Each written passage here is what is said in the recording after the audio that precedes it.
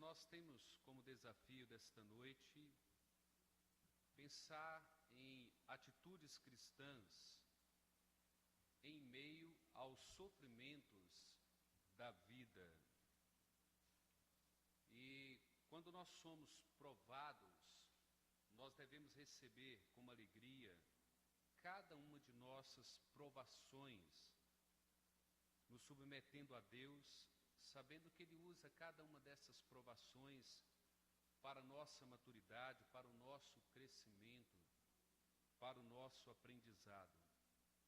Mas Tiago faz aqui um grande desafio para nós.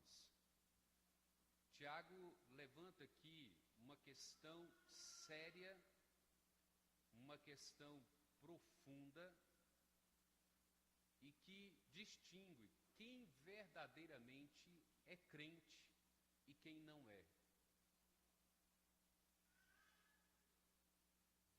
Tiago nos leva de fato a pensar e avaliar a nossa própria vida, se nós somos de fato crentes no Senhor Jesus Cristo. Porque ele diz que há uma diferença muito grande, há uma diferença gritante,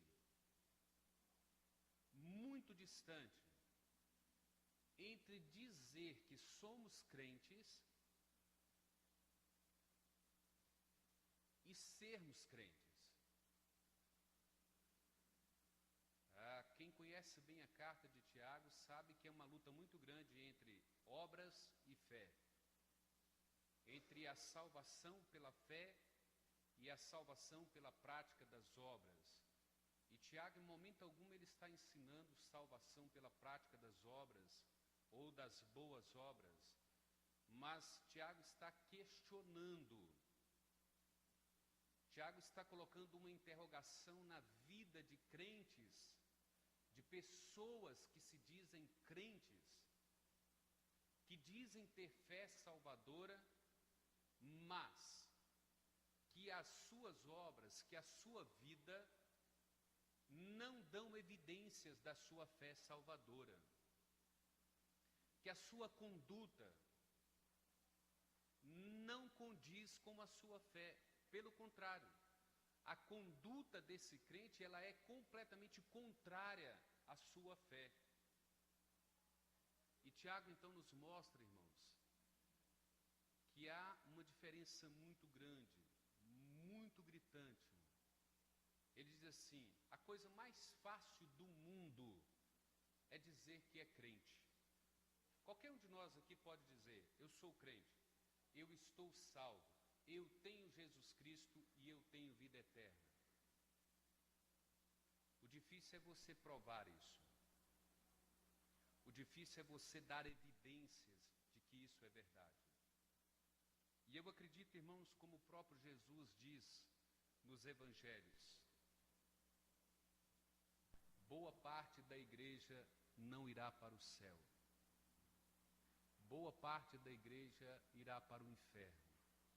Ele diz assim: no meio da igreja está o joio, reservada para o último dia, para a peneira, quando ele há de peneirar o joio no meio do trigo, e será reservado com a sua pá, será lançada no inferno.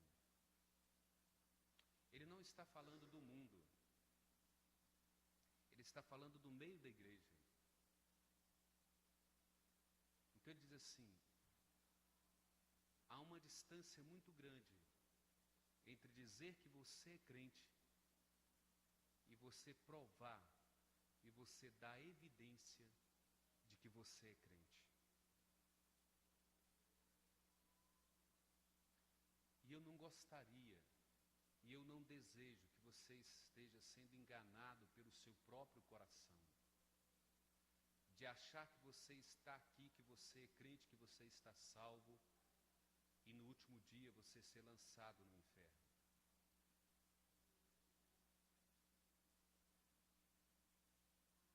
E a primeira evidência que Tiago começa em sua carta é, de fato, entender as provações da vida. É de como você, enquanto cristão, recebe as provações, de você, como cristão, abraça as provações na sua vida, de como que você encara as tribulações, o sofrimento, as dores, as angústias que vêm sobre a sua vida. Esse é o primeiro teste probatório, para você dar evidência se de você de fato é um cristão, de como que você enfrenta isso, de como que você encara, como que você recebe as provações, as tribulações, as dores da sua vida. Então, quais são as atitudes cristãs em meio aos sofrimentos da vida? Então, a primeira que nós destacamos aqui, e nós a encontramos no versículo 2, é que nós alegramos-nos em meio aos sofrimentos. Ele diz assim: meus irmãos, tende por motivo de toda alegria o passardes por várias provações.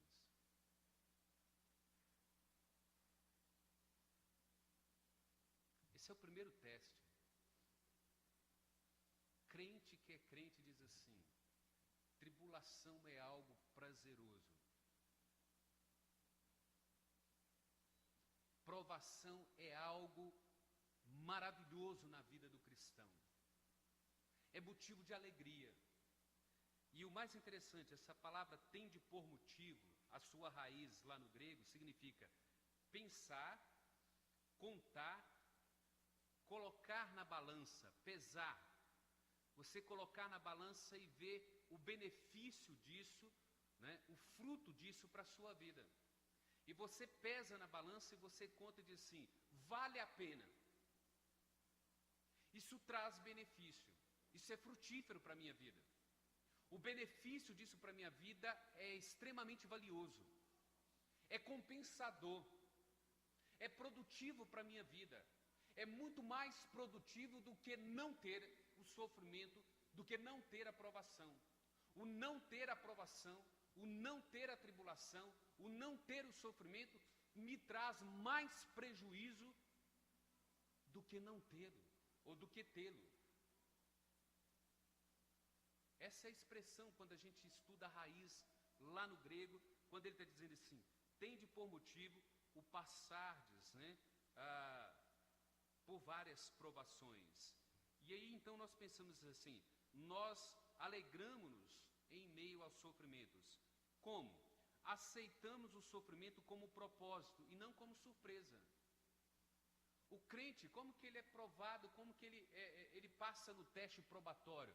Ele entende assim: olha, provação, tribulação, angústia, perseguição, sofrimento, dor e angústia é propósito de Deus na minha vida. Nenhuma dessas coisas, de fato, é surpresa para mim.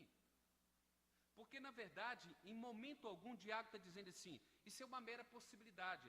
É uma possibilidade de você passar por sofrimento. É uma mera possibilidade de você enfrentar uma tribulação. Não. Tiago está dizendo assim: você deve ter alegria. Você deve receber como propósito, como um propósito divino, como um plano de Deus para a sua vida, o passardes por várias tribulações, provações, o ser provado por Deus. Então o crente precisa começar a pensar com a mente de Deus. Ele precisa começar a entender Romanos 8, 28 e 29. Ele diz assim: o que é isso que coopera com o meu bem? O que são todas essas coisas que de fato cooperam para o meu bem, para a minha maturidade, segundo o propósito de Deus?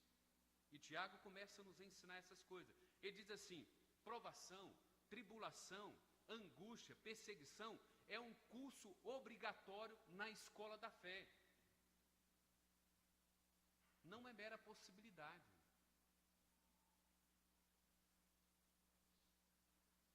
Tiago está dizendo assim: você é crente? Você é regenerado? Você é alguém que tem Cristo? Então saiba de uma coisa: nesse curso da vida cristã, você vai ter que passar por provação, tribulação, angústia, perseguição. Porque faz parte do currículo. Você vai ser provado. Abra a sua Bíblia em 1 Pedro, capítulo 4. Primeira carta de Pedro, capítulo 4, versículo 12. Observe o que o apóstolo Pedro diz aí.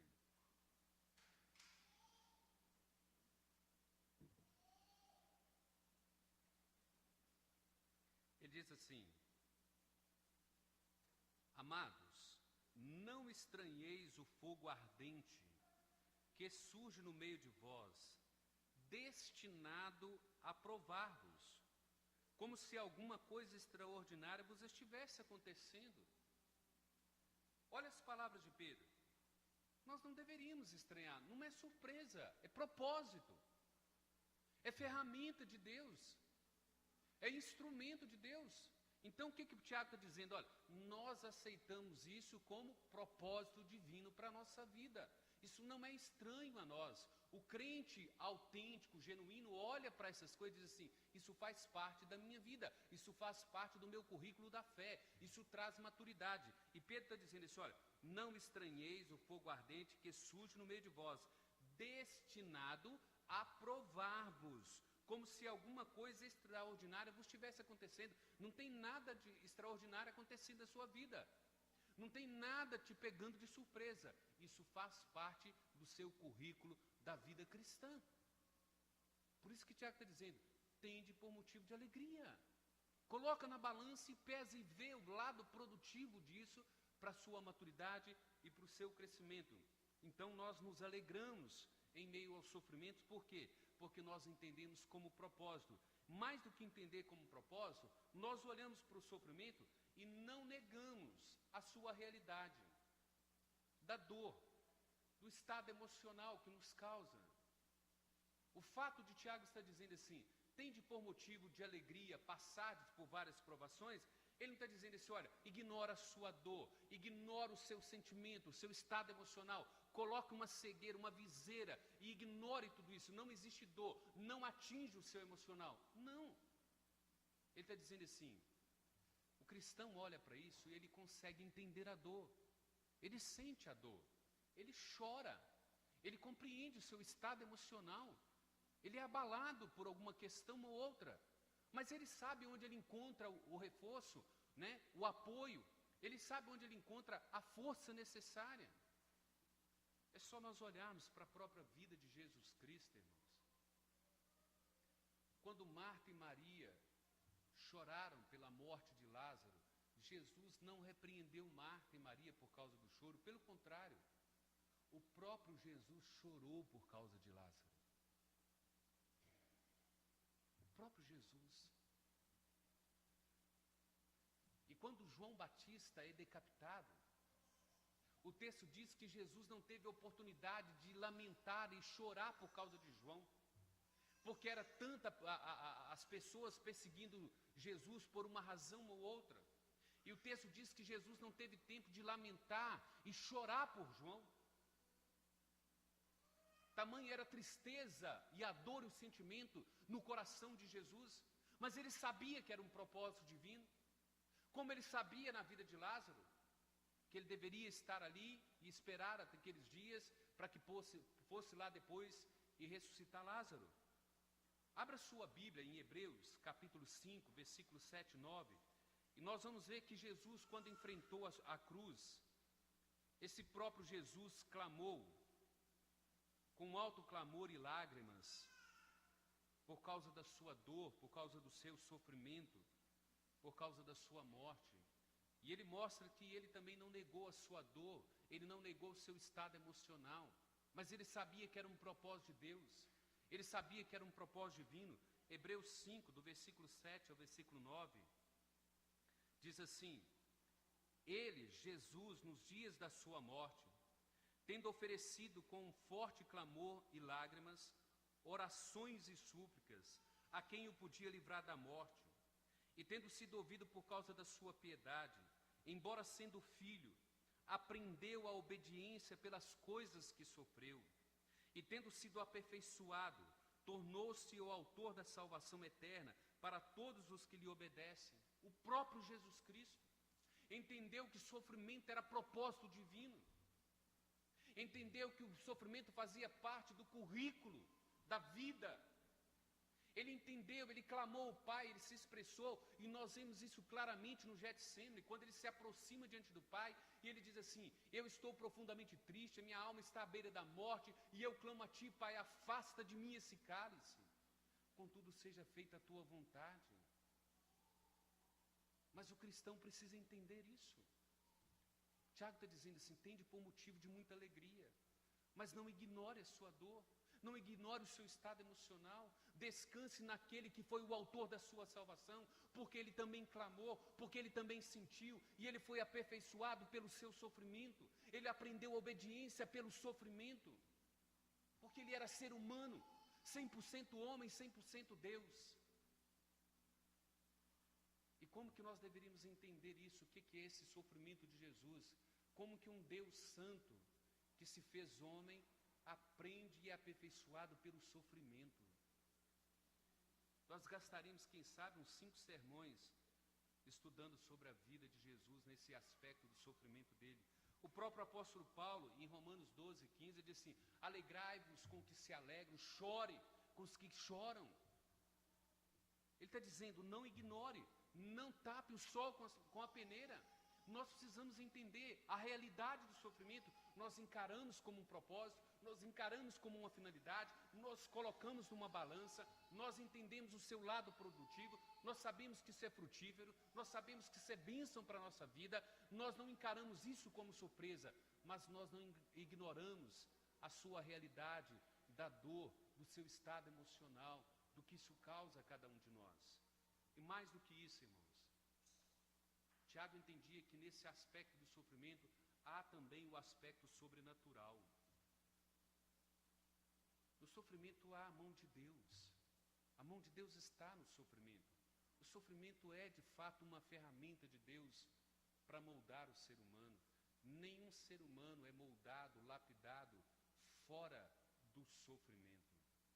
Nós falamos aqui na semana passada, quando eu disse que por 3 vezes Deus mudou a história de Moisés, de 40 em 40 anos. Deus lapidou a história, a vida, o caráter, o ser de Moisés. E é através do sofrimento. Romanos diz, 8, todas as coisas cooperam para o bem daqueles que amam a Deus, segundo o chamado do seu propósito. O Salmo 30, versículo 5 diz assim: olha, o choro pode durar a noite inteira, mas a alegria vem pela manhã. Promessa de Deus.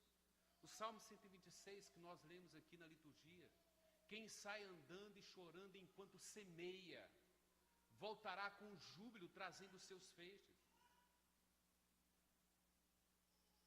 Grandes coisas tem feito o Senhor por nós, por isso nós estamos alegres. E o comentarista desse texto diz o seguinte, preste atenção nisso: a alegria bíblica em tempos de sofrimento não é otimismo natural, é a alegria da esperança em Deus e em suas promessas. Grave isso, olha, a alegria bíblica em tempos de sofrimento não é otimismo natural, não é você ser otimista diante do sofrimento, não é você dizer assim: olha, eu sou bem otimista, a situação vai mudar, esse sofrimento vai acabar, isso vai passar. Não é isso, porque pode ser que o sofrimento não passe, pode ser que o sofrimento não acabe, pode ser que dure muito tempo na sua vida, pode ser que ele dure até Deus te levar para o céu, mas ele diz assim: é a alegria da esperança em Deus e a esperança nas promessas de Deus. É isso que ele está dizendo. Isso que é a alegria bíblica. Isso resulta de uma escolha deliberada, convicta. Eu sei em quem tenho crido.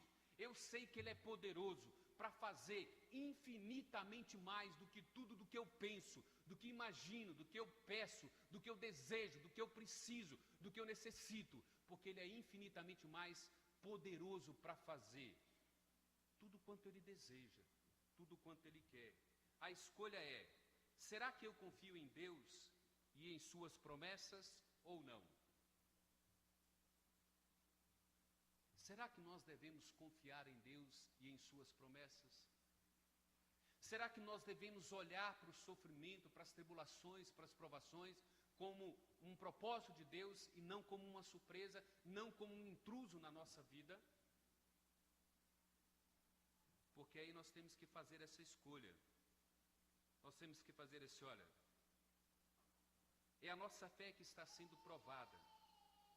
Não sabemos se a nossa fé é a verdadeira fé até que sejamos aprovados por Deus. Você nunca saberá se você é um crente genuíno. Você nunca saberá se você é um crente autêntico, verdadeiro, até que a sua fé seja aprovada por Deus. Querem ver? O comentarista coloca uma outra coisa aqui, ele diz assim: é fácil proclamar, eu confio em Deus, mas a aprovação da sua fé é quando você realmente optar por confiar em Deus em um julgamento severo.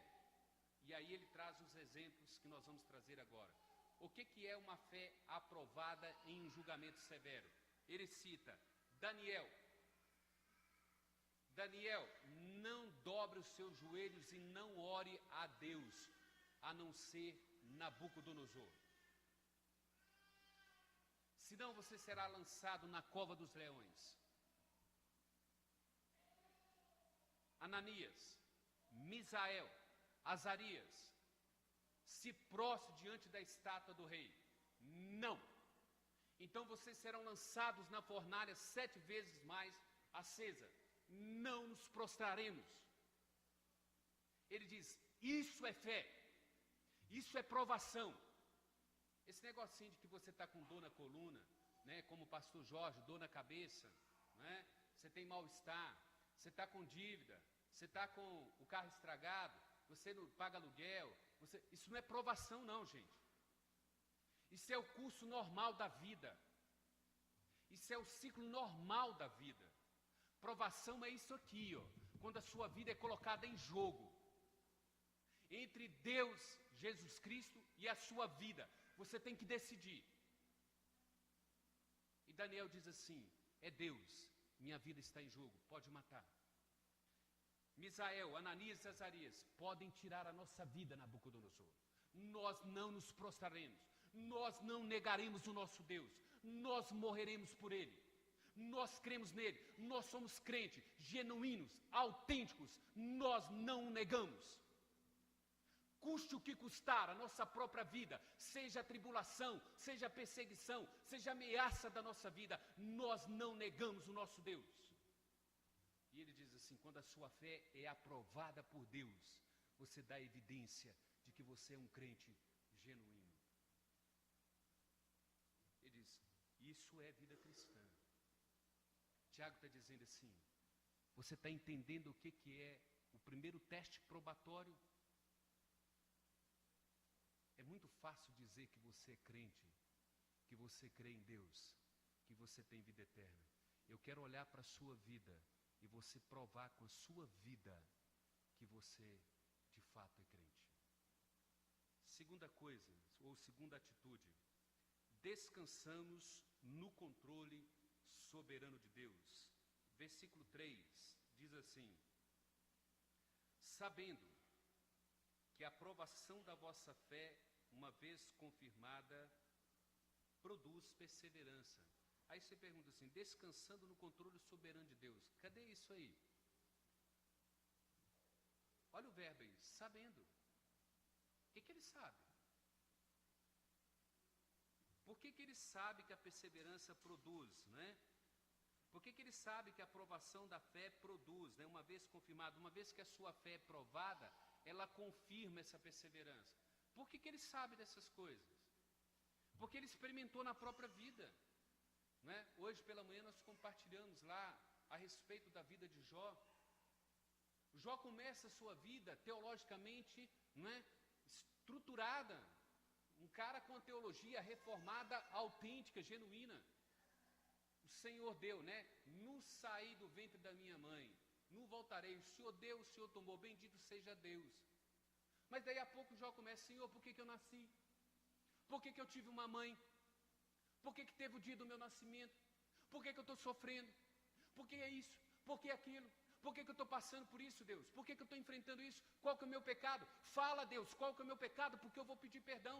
Por que eu estou sofrendo? Por que eu estou experimentando isso? Qual é a razão? E Deus fica assim. E aí, Jó? Deus não responde nada para Jó. Até que no final Deus começa a fazer algumas perguntas para Jó. Jó, cansou? Então agora você me responde.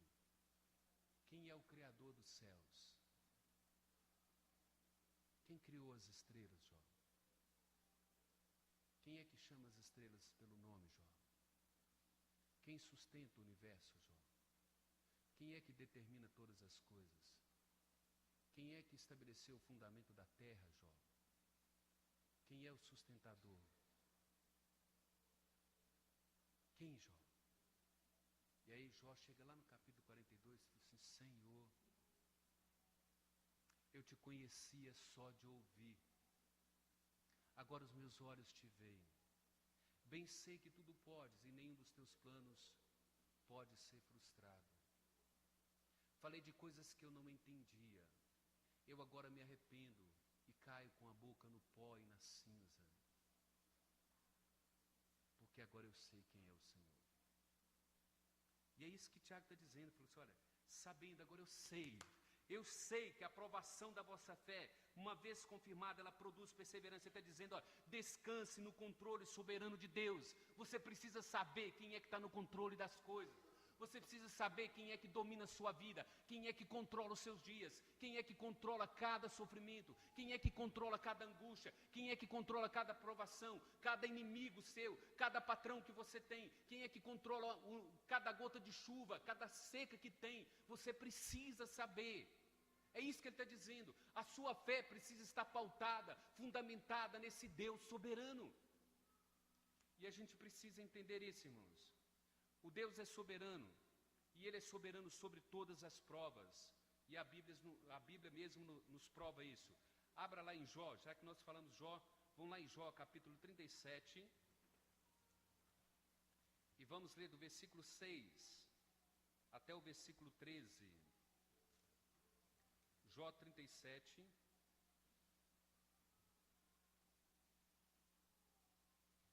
do versículo 6 até o versículo 13.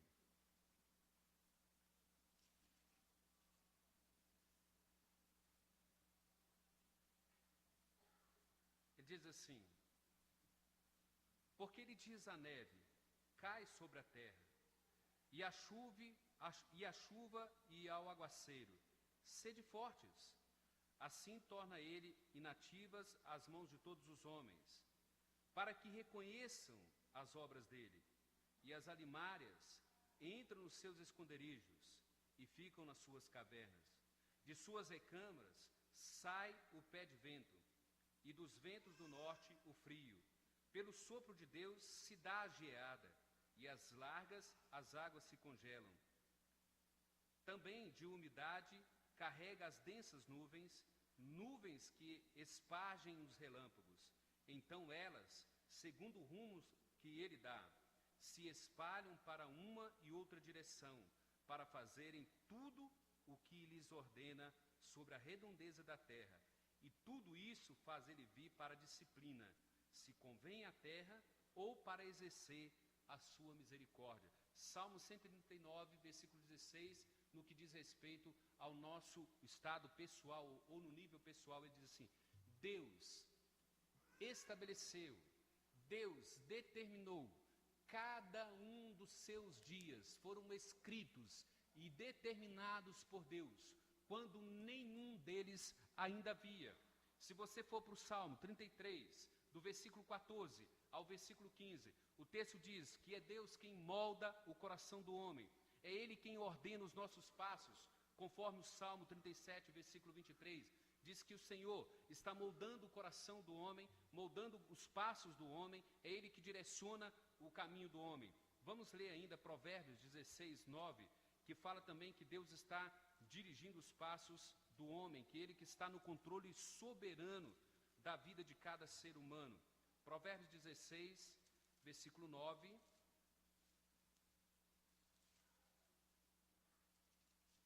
texto diz assim, Provérbios 16, 9. O coração do homem traça o seu caminho, mas o Senhor lhe dirige os passos. Provérbios 20, versículo 24. O texto diz assim: os passos do homem são dirigidos pelo Senhor. Como, pois, poderá o homem entender o seu caminho? Então Deus está no controle absoluto da vida do ser humano. Ele controla todos os atos, todas as coisas. E mais do que isso, Ele controla todas as provas, todas as situações, todas as perseguições, todas as tribulações. E o texto básico para a gente entender que Ele controla todas as provações é o texto a respeito do seu próprio Filho. Atos 2, 23, quando ele diz assim: Cristo foi entregue pela presciência e determinação de Deus para que Ele fosse crucificado. Atos, capítulo 4, versículo 27 e 28, o texto diz assim, que Cristo foi crucificado, Cristo foi morto, conforme Herodes, Pôncio Pilatos, e diz assim: Senhor, e eles fizeram exatamente como tudo a tua mão predeterminou. Eles não fizeram nem mais e nem menos, mas fizeram exatamente como a tua mão prescreveu. O Senhor está no controle soberano e absoluto.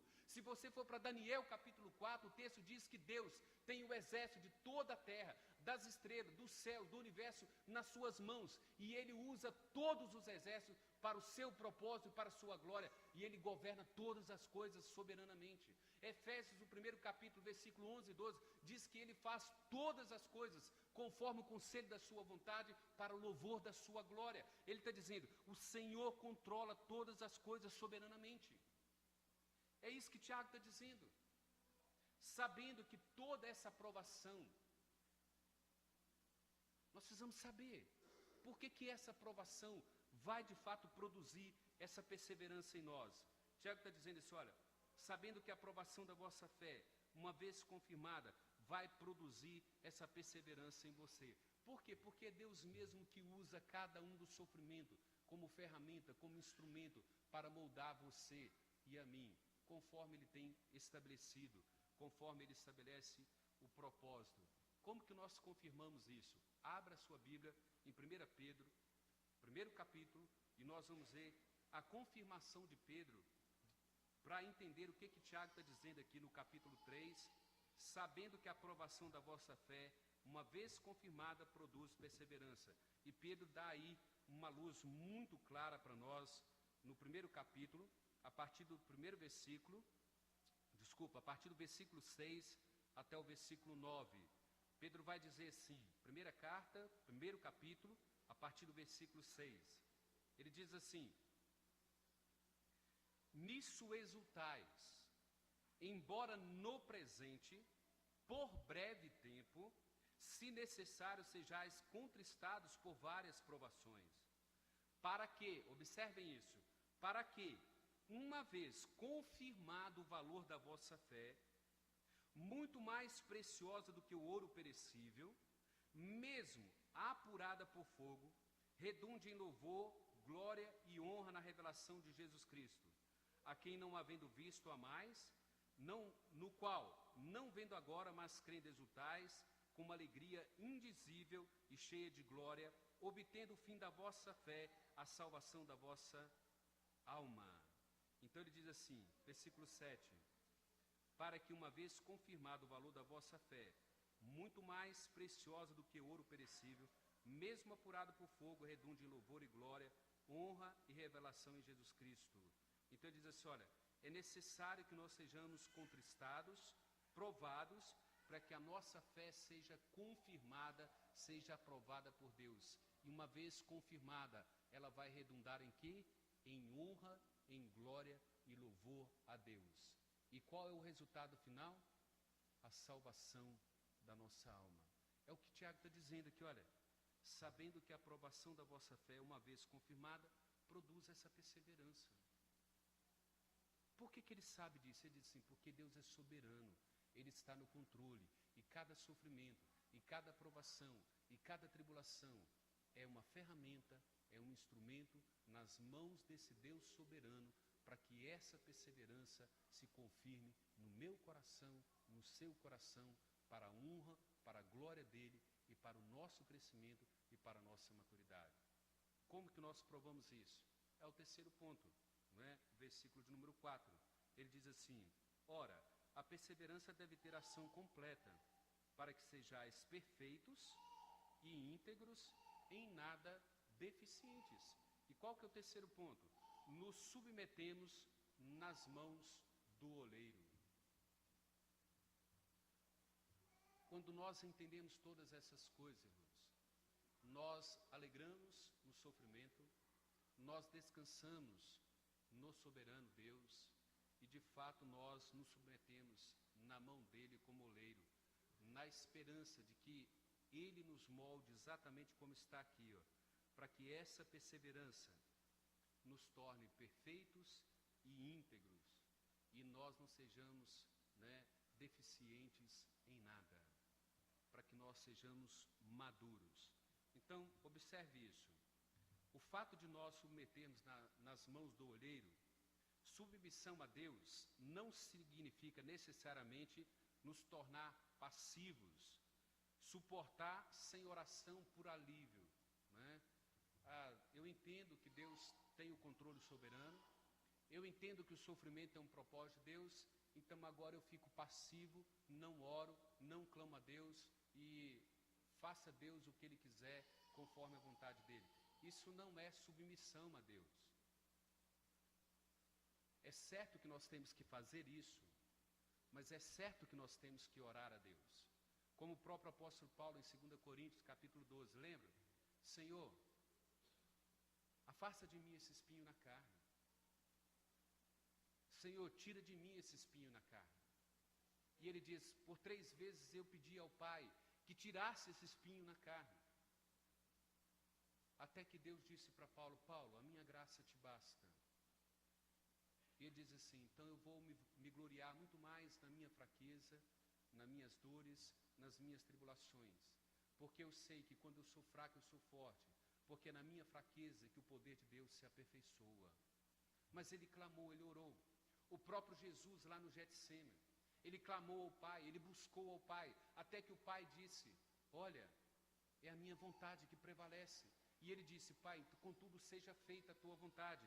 Então submissão não é simplesmente se tornar passivo, é você compreender essas coisas, mas é você ir até Deus, é você abrir o coração para Deus e dizer para Deus, Pai, é difícil, não é fácil suportar isso, não é fácil transitar, caminhar o caminho da via dolorosa. Eu preciso da tua força, eu preciso da tua graça, eu preciso da tua sustentação, eu preciso que as tuas misericórdias se renovem a cada manhã na minha vida. É necessário que nós oremos todos os dias, a cada manhã, o dia inteiro, a cada anoitecer, para que Deus esteja renovando as nossas forças, para que Deus esteja nos fortalecendo. Submissão é uma atitude para com Deus, onde nós não desafiamos a Deus dizendo o que Ele tem direito ou não tem direito de fazer. O grande problema, eu disse para a sala hoje, nós estávamos visitando uma pessoa no Mascunha, e ela disse assim para mim, pastor, eu já determinei para Deus que eu não admito Ele tocar no meu filho. Se Ele tiver que tratar, Ele trata comigo e não com meu filho. Eu não aceito, eu não admito que Ele trate com meu filho. Então o autor diz assim, submissão é uma atitude para com Deus, onde nós não desafiamos a Deus dizendo o que Ele tem ou não tem direito de fazer. Jó começou bem, bendito seja Deus, nu saí do ventre da minha mãe, nu eu voltarei. Deus, Ele tomou, bendito seja Deus, louvado seja Deus. E é assim que nós devemos tratar a Deus. E é assim que nós devemos nos submeter à mão do olheiro, para que Ele de fato faça o que Ele precisa fazer. Então o que nós devemos destacar aqui? Reconhecer que a maturidade é um processo e não uma perfeição instantânea. E aqui eu criei uma frase, eu não sei se ela é muito bonita, não sei se ela é proveitosa. Vida cristã não é um processo de miojo. Não é instantâneo. A gente acha que vida cristã é só falar assim, eu creio em Jesus Cristo e eu estou salvo. Não é isso. Vida cristã é um processo doloroso. É uma via dolorosa. Jesus diz assim, você passará. é certo que você não chegará ao inferno. É certo que você chegará ao céu. Pode ser que você chegue sem braço. Pode ser que você chegue sem perna. É possível que você chegue sem a sua própria cabeça, como João. É possível que você chegue ao céu todo, né, como se diz, despedaçado como Estevão. Mas você vai chegar. É doloroso. O processo é doloroso. Mas você chegará, porque eu cheguei. A vitória é sua. Como diz Romanos 8, você é mais que vencedor em mim. É isso que nós temos que acreditar. O teste da vida cristã é esse. Não é isenção de sofrimento, não é isenção de provação, não é isenção de perseguição. Pelo contrário, nós temos que ter a certeza que a vida cristã, ela é cheia de provação, de perseguição, de tribulação, e nós seremos o alvo de todas essas coisas. Mas com todas essas coisas, o oleiro vai nos moldar, vai nos lapidar. Para quê? Tiago diz assim: para que você seja perfeito, para que você seja íntegro, em nada você seja deficiente. E mais do que isso, a perseverança precisa ter ação completa, né? Ele diz, olha, é uma ação completa. Você não pode ser deficiente em nada. E o próprio apóstolo Paulo nos ensina isso. Vamos lá para Filipenses, capítulo 3, e veja aí o ensinamento do apóstolo Paulo. O que Paulo diz aí a respeito desse aprendizado, dessa maturidade. Filipenses 3, do versículo 12 até o versículo 16. Ele diz assim: não que eu tenha já recebido ou tenha já obtido a perfeição, mas prossigo para conquistar aquilo para o que também fui conquistado por Cristo Jesus. Irmãos, quanto a mim, não julgo havê-lo alcançado, mas uma coisa faço, esquecendo-me das coisas que para trás ficam e avançando para as que diante de mim estão. Prossigo para o alvo, para o prêmio da soberana vocação de Deus em Cristo Jesus. Todos, pois, que somos perfeitos, tenhamos esse sentimento. Se porventura pensais de outro modo, também isso Deus vos esclarecerá. Todavia andemos de acordo com o que já alcançamos. Ele diz, olha, não cheguei à perfeição. E é certo que não chegaremos nessa vida.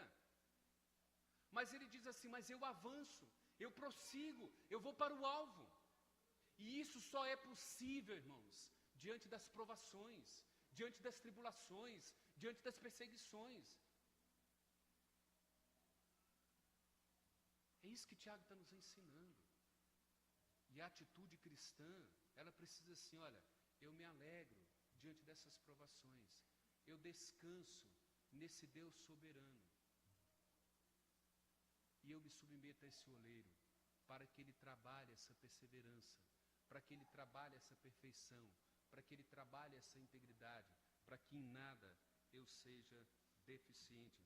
É ele que vai processar essa maturidade, é ele que vai fazer com que eu chegue a essa perfeita varonilidade de Cristo, conforme Efésios, capítulo 4, né?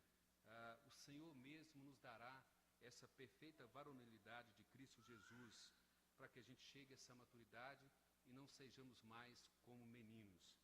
E o último texto para a gente encerrar, 2 Timóteo, capítulo 3.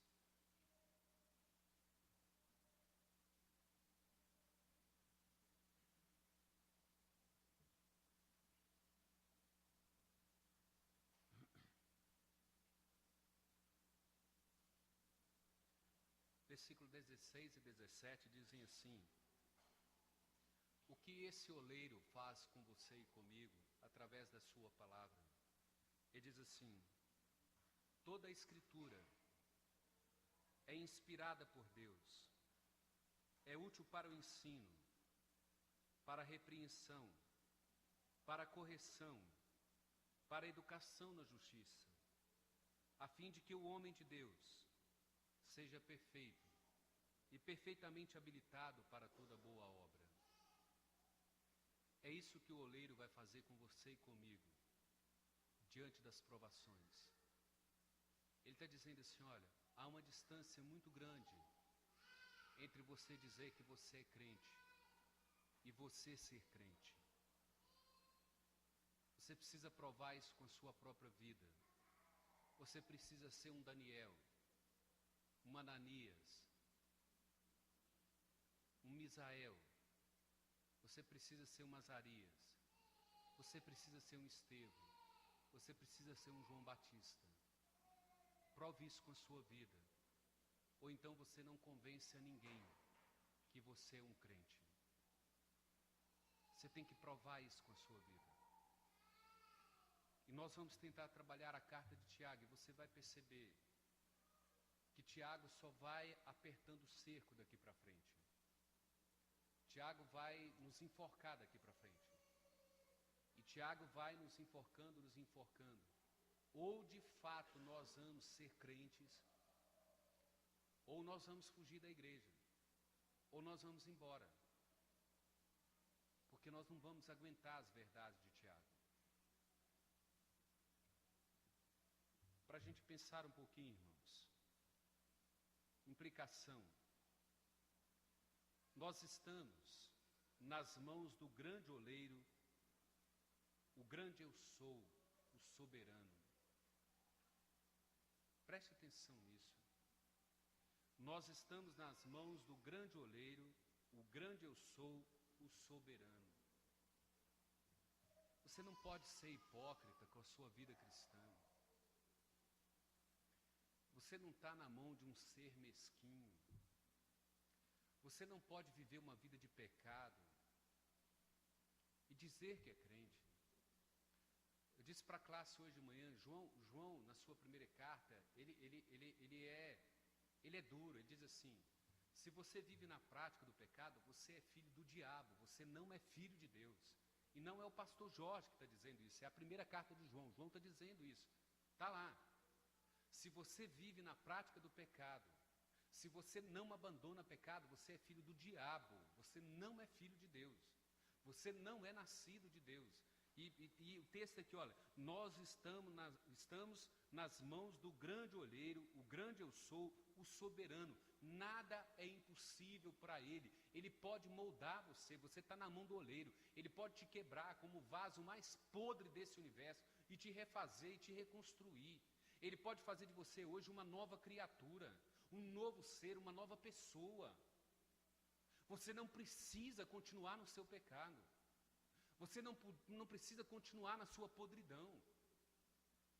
É para isso que ele enviou Jesus Cristo.